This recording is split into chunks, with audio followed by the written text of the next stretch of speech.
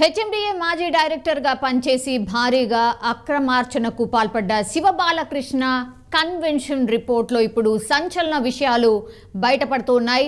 IAS Arvind Kumar పేరును శివబాలకృష్ణ ప్రస్తావించినట్టయితే సమాచారం అందుతోంది. శివబాలకృష్ణ ద్వారా అడ్డగోలుగా అరవింద్ కుమార్ అనుమతులు పొందినట్టు కూడా తెలుస్తోంది. సో అరవింద్ కుమార్ ఒత్తిడితోనే నార్సింగిలో ఓ వివాదాస్పద భూమికి క్లియరెన్స్ ఇచ్చినట్టు కూడా ఏసీబీ అధికారులు గుర్తించారు. అండ్ 12 ఎకరాల భూమికి శివబాలకృష్ణ క్లియరెన్స్ ఇచ్చినట్టు కూడా తేలింది.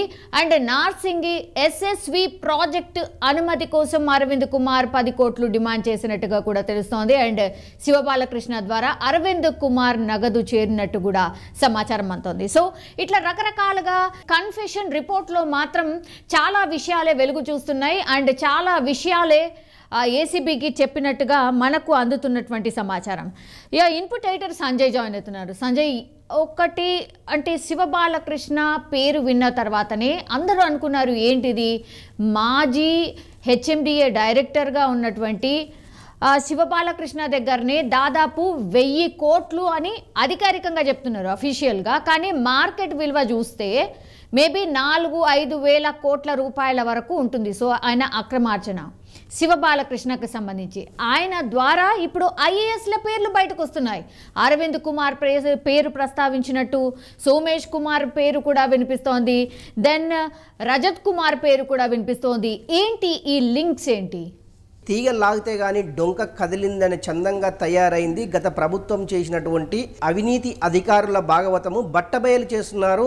గత ప్రభుత్వంలోనే పనిచేసినటువంటి రేరాకు సంబంధించినటువంటి కార్యదర్శిగా పనిచేసిన శివబాలకృష్ణ ఇచ్చినటువంటి ఇన్ఫర్మేషన్ తోటి గత ప్రభుత్వంలో పనిచేసిన అధికారులు కావచ్చు, గత ప్రభుత్వంలో పనిచేసినటువంటి రాజకీయ నాయకులు కావచ్చు, గత ప్రభుత్వంలో పనిచేసినటువంటి ముఖ్య మంత్రులు కావచ్చు, ఎవరేమైనా కూడా గత ప్రభుత్వంలో అక్రమాలకు పాల్పడ్డ అధికారులు కావచ్చు, నాయకులు కావచ్చు, ఎవరినైనా కూడా ఎట్టి పరిస్థితుల్లో ఇడిచిపెట్టే ప్రసక్తే లేదు అనేసి కొత్తగా కొలువు తీరినటువంటి రేవంత్ రెడ్డి ప్రభుత్వము చెప్పగానే చెప్పింది. అందులో భాగంగానే శివబాలకృష్ణని ఒక పావుగా వాడుకుంటుందా అంటే నిజంగానే పావుగానే వాడుకుంటుందని చెప్పుకోవచ్చు. ఇప్పుడు సుమారు వారం రోజుల పాటు విచారించినటువంటి శివబాలకృష్ణ 1 by 1 అప్పుడు గత ప్రభుత్వంలో పనిచేసి గత ప్రభుత్వంలో కొన్ని అక్రమాలకు పాల్పడ్డటువంటి అధికారుల పేర్లను శివబాలకృష్ణ పూసకుచ్చినట్లుగా అధికారులకు ఎప్పటికప్పుడు చెప్తూనే వస్తున్నారు.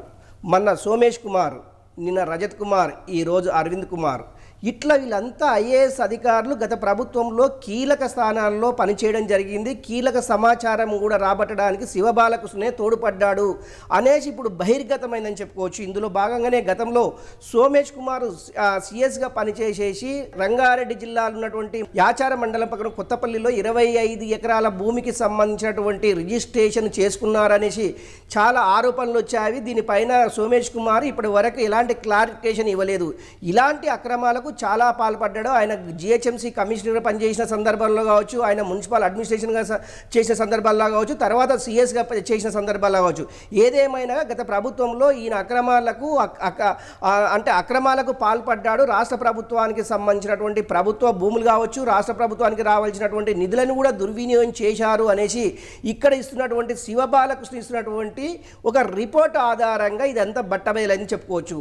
నెక్స్ట్ వచ్చేస్తే ఇప్పుడు రజత్ కుమార్ ఇప్పుడు పేరు రాష్ట్ర వ్యాప్తంగా 2 తెలుగు రాష్ట్రాల్లో మారుమవుతుందని చెప్పుకోవచ్చు. రజత్ కుమారు ఇండస్ట్రీస్ కమిషనర్గా, అదేవిధంగా కాళేశ్వరం ప్రధాన నీటిపారుదల కార్యదర్శిగా కూడా చాలా కాలం పనిచేశారు. తర్వాత ఆయన సుమారు 50 ఎకరాలకు సంబంధించినటువంటి మహబూబ్ నగర్ జిల్లా అజీపూర్లో ఆయన సర్వే నెంబర్ 84, 85, 86 సర్వేలకు సంబంధించినటువంటి భూములను కొనుగోలు చేశారు.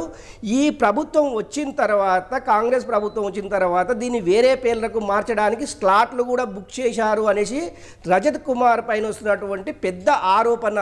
ఇలాంటి అక్రమాలకు పాల్పడ్డటువంటి ఐఏఎస్ అధికారులు అంటే శివబాలకృష్ణ ఇచ్చినటువంటి ఇన్ఫర్మేషన్ అనా ఇతరతర ఏమన్నా కొనుగోలు చేశారా, స్థిరాస్తులకు సంబంధించి కావచ్చు, చరాస్తులకు సంబంధించింది కావచ్చు, బ్యాంకుల డిపాజిట్లకు సంబంధించినటువంటి కావచ్చు, ఏదేమైనా కూడా శివబాలకృష్ణని మళ్ళీ కస్టడీకి తీసుకుంటే మరింత సమాచారం రాబట్టు వచ్చనేసి ఏసీబీ అధికారులు అయితే యోచిస్తున్నారు. ఏసీబీ అధికారులు ఇప్పటికే ఇన్కమ్ ట్యాక్స్ వాళ్ళకి కానివ్వండి, అదేవిధంగా ఎన్ఫోర్స్మెంట్ డైరెక్టర్స్కి ఇప్పటికే సమాచారం ఇచ్చారు. ఇప్పుడు వీళ్ళు కూడా అంటే ఇన్కమ్ ట్యాక్స్ సంబంధించినటువంటి అధికారులు కావచ్చు, అదేవిధంగా ఎన్ఫోర్స్మెంట్ డైరెక్టర్స్కి సంబంధించిన ఈడీ అధికారులు కావచ్చు, శివబాలకృష్ణన్ని మరీ అదుపులోకి తీసుకొని ప్రశ్నించే అవకాశం ఉంది. ఎందుకంటే మనీ లాండరింగ్కి సంబంధించినటువంటి వాటికి పాల్పడ్డాడు అనే ఒక కోణంలో అయితే శివబాలకృష్ణని విచారించే అవకాశం ఉంది.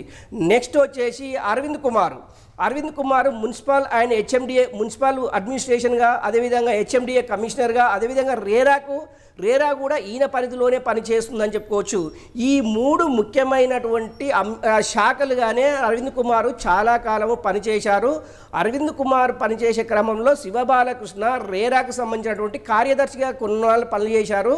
ఈ యొక్క నార్సింగ్కి సంబంధించినటువంటి ఒక అంటే లిటిగేషన్ ఉన్నటువంటి ల్యాండ్కి సంబంధించినటువంటి అది ప్రభుత్వ భూమి, ప్రైవేటు భూమి అని చాలా కాలం నుంచి జరుగుతున్నటువంటి ఈ యొక్క వీటిలన్నిటినీ కలుపుకొని అప్పుడు అంటే శివబాలకృష్ణ అరవింద్ కుమార్కు సహకరించాడు అనే ఒక ముఖ్యమైన ఉద్దేశంతో 12 ఎకరాలకు సంబంధించినటువంటిది 10 కోట్లు డిమాండ్ చేశారు. 1 కోటి రూపాయలు ముందుగా అడ్వాన్స్ ఇవ్వడం జరిగింది. తర్వాత మొత్తము శివబాలకృష్ణ నేరుగా అరవింద్ కుమార్ ఐఏఎస్ ఇంటికి వెళ్ళేసి ఈ డబ్బులు ముట్టజెప్పారనేసి ఒక పెద్ద ఆరోపణ అయితే శివబాలకృష్ణ అరవింద్ కుమార్ ఐఏఎస్ పైన చేయడం జరిగింది.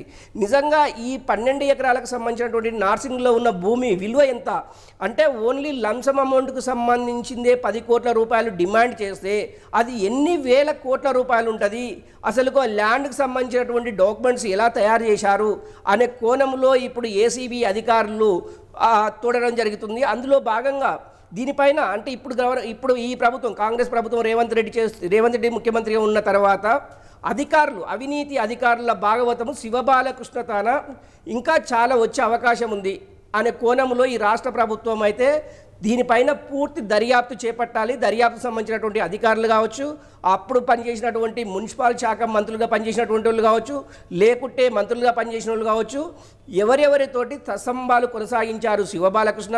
అదేవిధంగా ఈ ముగ్గురు మన ఐఏఎస్లు పేర్లు చెప్పుకున్నటువంటి ఈ ముగ్గురు కూడా మంత్రులతోటి అంటే అప్పుడు గత ప్రభుత్వానికి పూర్తి సహకారం అందించారనే ఉద్దేశంతో అవినీతి ఆరోపణలు ఎదుర్కొంటున్నటువంటి ఈ ముగ్గురు అధికారులు ఇచ్చేటటువంటి మొన్న ఏసీబీ అధికారులు ఎప్పుడైతే రైడ్ చేశారో శివబాలకృష్ణకు సంబంధించి మొత్తం 24 అవర్స్ పాటు చాలా చోట్ల అంటే వాళ్ళ రిలేటివ్స్, బంధువులు అండ్ ఆయన ఇళ్లలో సోదాలు చేస్తే కట్టల డబ్బులు కనిపించాయి. దాని తర్వాత కాస్ట్లీ ఫోన్స్ ఏంటి, కిలోల కొద్ది బంగారం ఏంటి.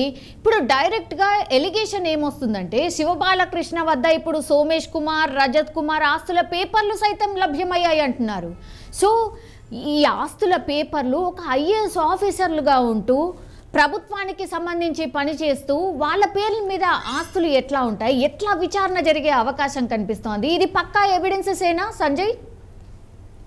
సౌమ్య, ఒకటి కొంత గోప్యత అంటే శివబాలకృష్ణ ఇచ్చినటువంటి రిపోర్టు ఆధారంగా అయితే కొంత గోప్యత అయితే అధికారులు దాచిపెడుతున్నటువంటి సమాచారం. ఎందుకంటే పూర్తిగా బహిర్గతం చేస్తే ఇందులో ఎవరెవరు ఇన్వాల్వ్మెంట్ ఉందో వాళ్ళు అలర్ట్ అవుతారనే ఉద్దేశంతో కాంగ్రెస్ గవర్నమెంట్ రేవంత్ రెడ్డి ముఖ్యమంత్రిగా ఉన్న సమయం ఇప్పుడు ఈ గోప్యత అంటే కొంతవరకే వీళ్ళు బయటికి రిలీజ్ చేస్తున్నారు. కానీ మిగతాది కాన్ఫిడెన్షియల్గా ఉంచేసి తదనంతరము వాళ్ళకు నోటీసులు ఇవ్వడము, లేకుంటే వాళ్ళు అదుపులోకి తీసుకోవడము, వాళ్ళు విచారించడము, ఈ ప్రక్రియ మొత్తం ఇంకా సమయం చాలా ఉంది కనుక చాలా మీన్స్ ఏంటంటే ఓన్లీ శివబాలకృష్ణ ఇచ్చేటటువంటి ఇన్ఫర్మేషనే కాదు, ఈ ఐఏఎస్లు ఇచ్చేటటువంటి ఇన్ఫర్మేషన్ ఆధారంగా కూడా మరింత లోతుగా ఆ దర్యాప్తు చేస్తే అప్పుడు గతంలో పనిచేసినటువంటి మంత్రులు కూడా బయటికి వచ్చే అవకాశం ఉంది అనేసి ఈ రాష్ట్ర ప్రభుత్వం అయితే యోచిస్తుంది.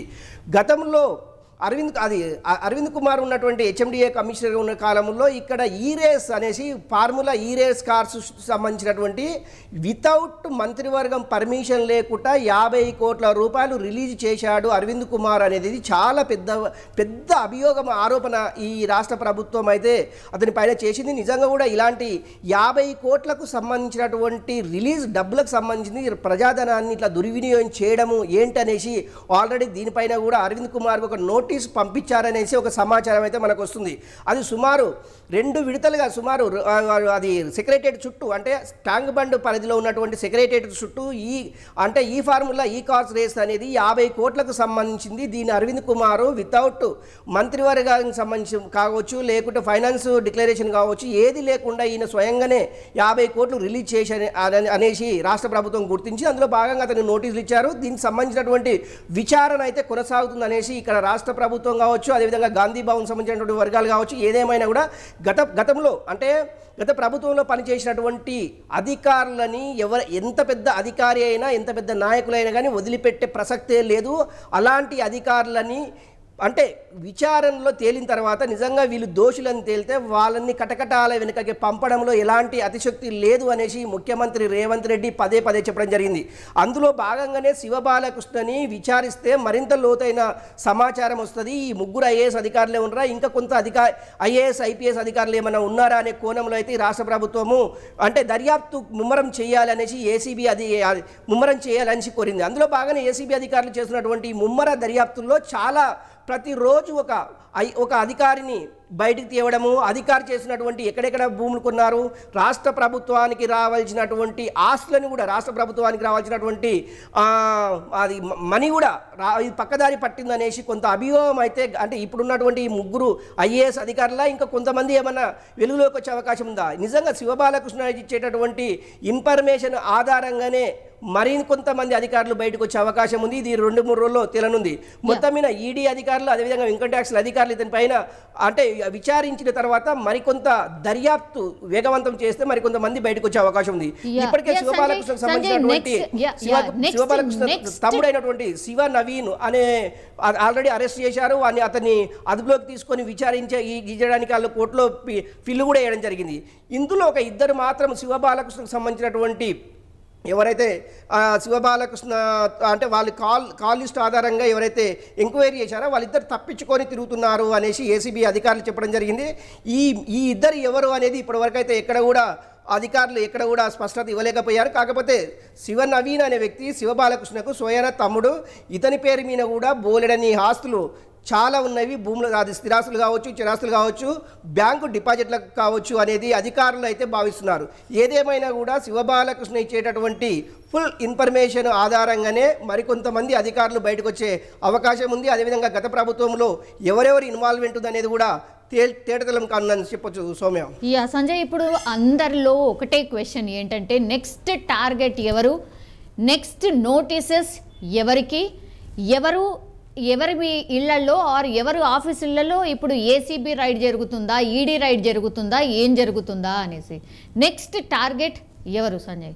శివబాలకృష్ణ ఇచ్చేటటువంటి అధికారులు కావచ్చు, నాయకులు కావచ్చు, అతని కింద పనిచేసినటువంటి సబ్-ఎడిటర్స్ కావచ్చు, ఎవరేమైనా కూడా ఏసీబీ అధికారులకు చాలా క్లియర్ కట్గా ఒక పిక్చర్ అయితే వాళ్ళ ముందుందని చెప్పుకోవచ్చు. శివబాలకృష్ణ ఆల్రెడీ చాలామంది పేర్లు ఇచ్చారు. అందులో భాగంగా వాళ్ళకి సంబంధించినటువంటి ఇప్పటికే చాలా బృందాలు అయితే పర్యవేక్షణలో వాళ్ళు ఎక్కడెక్కడ నివాసాలు ఉంటున్నారు, ఏ ప్రాంతాల్లో ఉంటున్నారు, ఏ జిల్లాలో ఉంటున్నారు, ఏ రాష్ట్రాలు ఉంటున్నారు, ఏ దేశాల్లో ఉంటున్నారు అనే సమాచారం కూడా ఇప్పటికే ఏసీబీ అధికారుల ద్వారా పూర్తి సమాచారం ఉంది. దీనిపైన ఇప్పటికీ 16 బృందాలు రాష్ట్ర వ్యాప్తంగా, దేశవ్యాప్తంగా, ప్రపంచవ్యాప్తంగా అంటే మీన్స్ ఏంటంటే వీళ్ళకి ఎక్కడెక్కడ సంబంధాలు ఉన్నావో ఆ ప్రాంతాలన్నింటినీ ఇప్పటికే ఏసీబీ అధికారులు సమాచారాన్ని రాబడుతున్నారు. ఏకకాలంలో ఎవరెవరిపైన దాడులు చేయాలో ఇప్పటికీ ఒక డిసైడ్ అయింది. వాళ్ళని ఏకకాలంలో దాడులు చేసేసి వాళ్ళు ఎక్కడెక్కడ అవినీతికి పాల్పడ్డారు, వాళ్ళు ఏ డిపార్ట్మెంట్లో పనిచేశారని కూడా ఇప్పటికే ఏసీబీ అధికారులు సమాచారం రాబట్టారు. ఈ సమాచారాన్ని పూర్తిగా వాళ్ళు సేకరించిన తర్వాత నేరుగా వాళ్ళ ఇళ్ల వద్ద, వాళ్ళ కార్యాలయాల వద్ద ఏసీబీ సోదాలు నిర్వహించే అవకాశము మెండుగా ఉన్నాయనేసి కొంతమంది అంటే ఈ యొక్క అధికారులు కొంతమంది విశ్లేషిస్తున్నటువంటి సమాచారము ఉంది. అందులో భాగంగానే ఏసీబీ అధికారులు అడుగు అంటే స్లో పాయిజన్గా ఎప్పటికప్పుడు ఈ యొక్క సమాచారాన్ని రాబడుతున్నారు. అందులో భాగంగా శివబాలకృష్ణ కస్టడీ అయితే ముగిసింది. మొత్తం మీద రేపు మళ్ళీ కూడా మండే రోజు కూడా మళ్ళీ కస్టడీకి తీసుకునే అవకాశం లేకపోలేదు. మరికొంత సమాచారం రావాలి అంటే శివబాలకృష్ణని విచారిస్తేనే సమాచారం వస్తుంది అనే ఉద్దేశంతో శివబాలకృష్ణని పూర్తిగా దర్యాప్తులో భాగంగా ఆయన విచారిస్తున్నారు. అందులో భాగంగా ఇప్పటికే ఏసీబీ అధికారులు ఎన్ఫోర్స్మెంట్ డైరెక్టర్ కానివ్వండి, కమర్షియల్ ట్యాక్స్ అది ఇన్కమ్ ట్యాక్స్ సంబంధించినటువంటి డిపార్ట్మెంట్లకు ఇప్పటికే వాళ్ళు ఎవిడెన్స్ పంపించారు. అంటే సుమారు ఓన్లీ ప్రభుత్వ వాల్యూ ప్రకారము 250 కోట్ల రూపాయల ఆస్తులు కూడబెట్టాడు శివబాలకృష్ణ అనేది ఒక పెద్ద అభియోగం. అది బహిరంగ మార్కెట్లో సుమారు 1000 కోట్ల పైనే ఉంటుందనేసి అంటే కొంతమంది రియల్ ఎస్టేట్కి సంబంధించినటువంటి అధికారులు చెప్తున్నమాట. ఇందులో భాగంగా నగర చుట్టుపక్కలలోనే శివబాలకృష్ణ వందల ఎకరాలు కూడబెట్టాడు అనేది ఒక పెద్ద అభియోగం ఉంది. ఇతని తమ్ముడు ఎవరైతే ఉన్నారో శివనవీన్ అనే వ్యక్తి పైన కూడా అంటే స్థిరాస్తులకు సంబంధించినటువంటి వ్యవహారంలో ఈయన తలదూర్చాడు. ఆయన పనిచేసినంత కాలం హెచ్ఎండిఏలు కావచ్చు, రేరాలు కావచ్చు, పనిచేసినంత కాలము ఈ శివనవీన్ అనే వ్యక్తి చాలా డెప్త్గా ఉండేసేసి ఎప్పటికప్పుడు సమాచారాన్ని రాబట్టేసేసి ఎక్కడ భూముల రేట్లు పెరుగుతున్నాయి, ఎక్కడ కొంటే లాభాలు వస్తాయనే ఉద్దేశంతో ఈ శివనవీన్ అనే వ్యక్తితో పాటు మరో ఇద్దరు శివబాలకృష్ణని ఎప్పటికప్పుడు సమాచారం తెప్పించుకోవడము, అక్కడ వెళ్ళడము, ఆ ల్యాండ్లను కొనడము, అక్కడ నుంచి వీళ్ళు మార్కెటింగ్ చేయడం. ఇలాంటి క్రమంలోనే శివనవీన్ అనే వ్యక్తి ఈ యొక్క అంటే ఫోన్స్ ఆధారంగా శివనవీన్ని అరెస్ట్ చేసేసి అదుపులోకి తీసుకున్నటువంటి ఏసీబీ అధికారులు అతన్ని కస్టడీలోకి తీసుకొని విచారిస్తే మరి అతను ఎవరన్నా అంటే అధికారుల పేర్లు చెప్తారా, లేకుంటే నాయకుల పేర్లు చెప్తారా, బయట ఉన్నటువంటి వ్యాపారస్తుల పేర్లు చెప్తారా అనేసి కొంత ప్రశ్నార్థకంగా మారే అవకాశం ఉంది. ఎందుకంటే నిజంగా శివనవీన్ ఇచ్చేటటువంటి ఇన్ఫర్మేషన్ ఆధారంగా కూడా మరికొంత దర్యాప్తు లోతుగా విచారించే అవకాశం ఉంది. శివనవీన్ ఇచ్చేటటువంటి దర్యాప్తు ఆధారంగా కూడా మరికొంతమంది అధికారుల పేర్లు బయటకు వచ్చే అవకాశం ఉంది. నిజంగా ఎవరైతే ఇందులో ఇన్వాల్వ్మెంట్ అయ్యి బయట గల్ల ఎగరేసుకొని తిరుగుతున్నారో వాళ్ళకైతే గుండెల్లో రైళ్లు పరిగెడుతున్నాం అని చెప్పుకోవచ్చు. అలాంటి వారికి అంటే అవినీతి పరులకు అవినీతికి పాల్పడేటటువంటి అధికారులు ఎవరైనా సరే, నాయకులు కావచ్చు, అధికారులు కావచ్చు, ఎవరైనా సరే తప్పు చేస్తే శిక్ష అనుభవించక తప్పదు అనేది శివబాలకృష్ణ ఇచ్చేటటువంటి ఇన్ఫర్మేషనే ఇది డిసైడ్. ఎస్, ఆల్రెడీ సంజయ్ మొత్తం మీద అది శివబాలకృష్ణ ద్వారా అరవింద్ కుమార్ నగదు చేర్చినట్టు సమాచారం అంతోంది. సో అరవింద్ కుమార్ ఇంటికి వెళ్ళి శివబాలకృష్ణ డబ్బులు అందజేశారు అని శివబాలకృష్ణ చెప్పినట్టు మనకున్నటువంటి సమాచారం. అండ్ మహేశ్వరంలో మరో బిల్డింగ్ అనుమతికి కూడా కోటి డిమాండ్ చేసినట్టు. సో ఎక్కడ చూసినా డబ్బుల లావాదేవీలు ఆర్ భూముల లావాదేవీలు, ఫ్లాట్స్ కానీ ప్లాట్స్ కానీ ఇట్లా గిఫ్టింగ్ ప్రాసెస్ ఇదంతా జరిగినట్టు అయితే ఏసీబీ విచారణ లో తేలింది అన్నటువంటి విషయాన్ని అయితే చెప్తూ ఉన్నారు. సో శివబాలకృష్ణ ద్వారా బిల్డింగ్ కు అనుమతులు జారీ చేయగా బహుమతిగా వర్టిక్స్ హోమ్స్ అరవింద్ కుమార్ కు ఫ్లాట్ ఇచ్చినట్టు సమాచారం.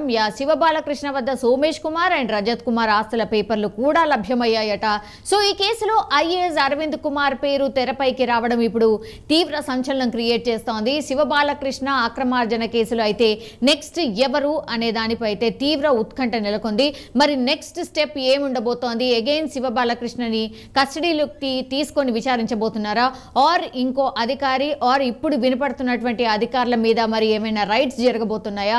నెక్స్ట్ స్టెప్ ఏంటి అనేది మాత్రం తీవ్ర ఉత్కంఠ రేపుతోంది.